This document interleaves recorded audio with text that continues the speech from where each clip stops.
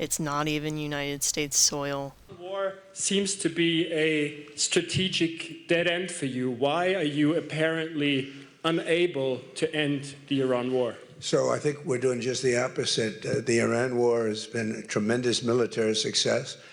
And, you know, I can only answer the question by saying they're not going to have a nuclear weapon.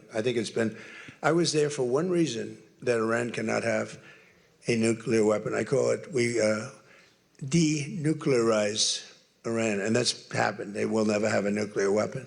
That stuff is so far down under a mountain. It's a granite.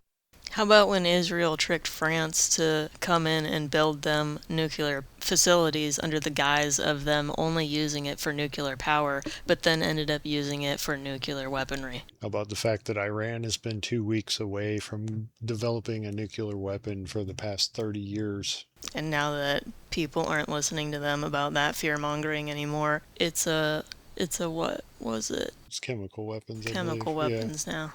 Now they're going to be forever 2 weeks away from chemical weapons. Yeah. I find it interesting because they don't even necessarily hide it anymore. They literally tell you that it is a narrative. Mountain that collapsed on top of it. Take months to get it out. I think it's a tremendous success, Iran. I mean, I'm just at a loss for words on this. So did you get rid of their ability to have a nuclear weapon or not? I thought that's what Operation Midnight Hammer was. So everything's buried underground, you say, under a mountain, and it would take months to dig it out. Only months, not years, not forever.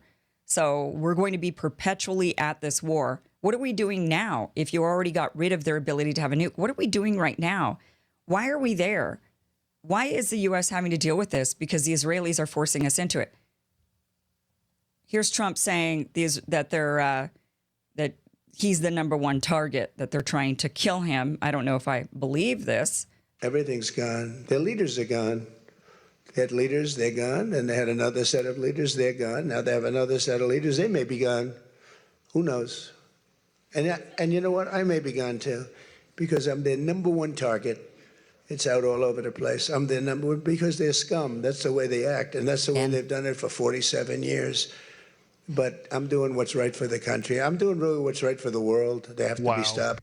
What are you talking about? You're doing what's right for the country. Nobody wants this war. We want this to end. And all you're causing is economic collapse sooner than later. Because the Strait of Hormuz continues to be closed, we're facing economic collapse. And it's because we're sticking around for the Israelis. That's the only reason. Iran is no... Absolutely right, Kim. Thank you. Every president that is running for office runs with a whole platform that they don't actually enact. Yeah, the policies brought up during election season magically just vanish once they're in office, and and then priorities shift to whatever they actually wanted to do. Well, the priority shifts to whoever the biggest donors were, it seems like. Oh, so always the Israeli Zionists. Well, I mean, AIPAC does have a big hand in the game. Threat to the United States if we just get out of the region. They don't like us because we're constantly pointing missiles at them. We're killing off their leaders. We arm Israel to assassinate their engineers, to assassinate their leaders, and we bomb their school children. This is why they hate us. So if we just got out of the region and left them alone, then there wouldn't be anything to hate. They would say, okay, we're done with that war. Let's move on, and they'll just have to deal with Israel. So here we are again. I mean, basically Trump is saying, I've ended the war. Now the war started. I've ended the war. He's ended the war how many times? I think the count is up to 38 times. Now the war is restarted. Surprise. And when he said that we were going to get tired of winning, I didn't expect it to manifest in that manner. Now he's saying he doesn't even want to negotiate with them.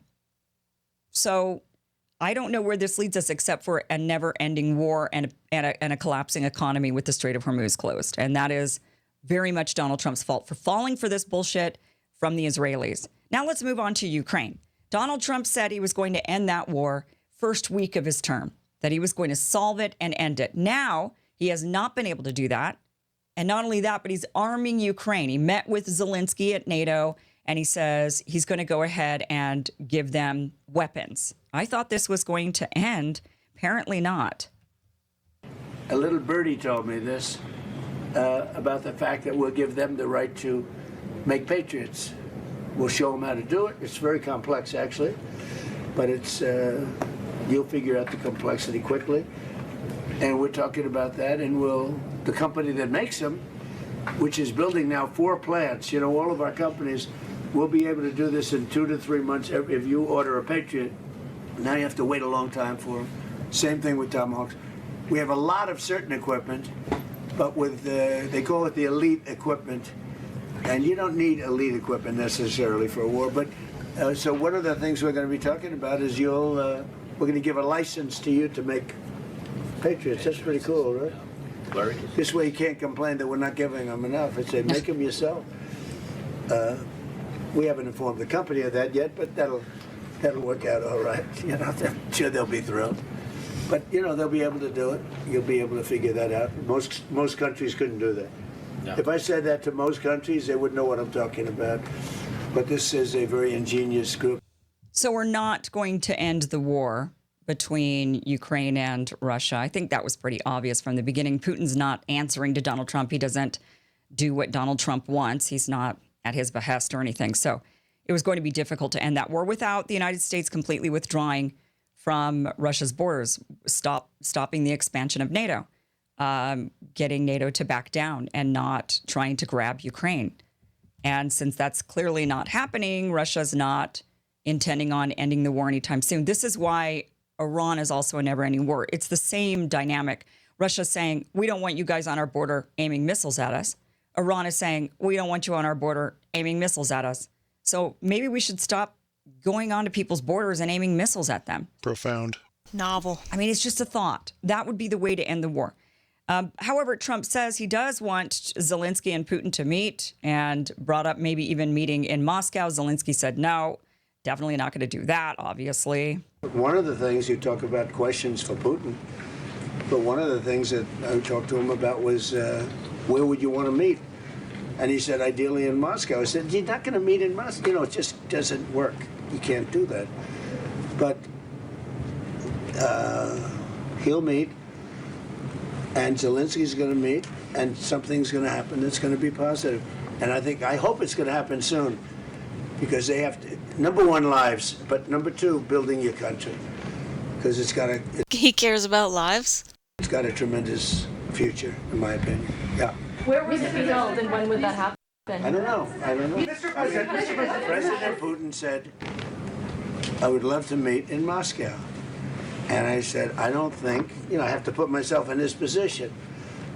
I don't know that he'd go to Moscow. Maybe he would. Would you go to Moscow? It's difficult. There are a lot of Ukrainian drones there. It's dangerous.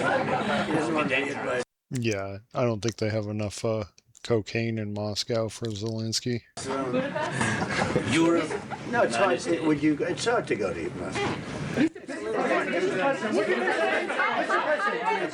I thought I'd answer that question. I didn't want to. So there we are. I mean, we're back at war with everybody. And this is really a precursor, I think, to World War III.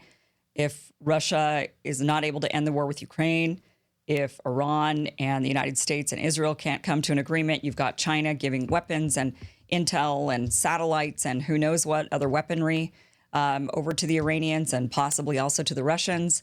I mean, it seems like we're already really in World War III. We're just not really ready to acknowledge that. But I don't know what else to call this. If we're arming Ukraine and we're arming Israel, and Israel's going up against Iran and Ukraine's going up against Russia, I'm not really sure what else to call this other than World War III at this point. It's just that, I guess wars unfold slowly. Things through time kind of become clearer. And then the next thing we know, in 10 years, they're starting to write in the history books that the beginning of World War III was maybe, I don't know where to pinpoint it. Maybe the maiden coup in Ukraine in 2014 might have been the beginning of it. This might be the longest world war in the history of world wars. It's slow, it's drawn out, it's using proxy forces, a lot of arming. I don't know. I don't know what to think of this. But I do know this, is that Trump said he was going to be the anti-war president. He said he was going to end the war between Russia and Ukraine. He said he wasn't going to start any new wars. And we've ended up with a bunch of lies at this point. Thanks for watching the show. If you enjoyed some of our commentary, if you got any questions about any of the things that we talked about today, please do your own research. We've both done our own research and come to our own conclusions about the things happening in the world, and it's up to everybody to do that for themselves. Thank you for watching, and we hope to see you again.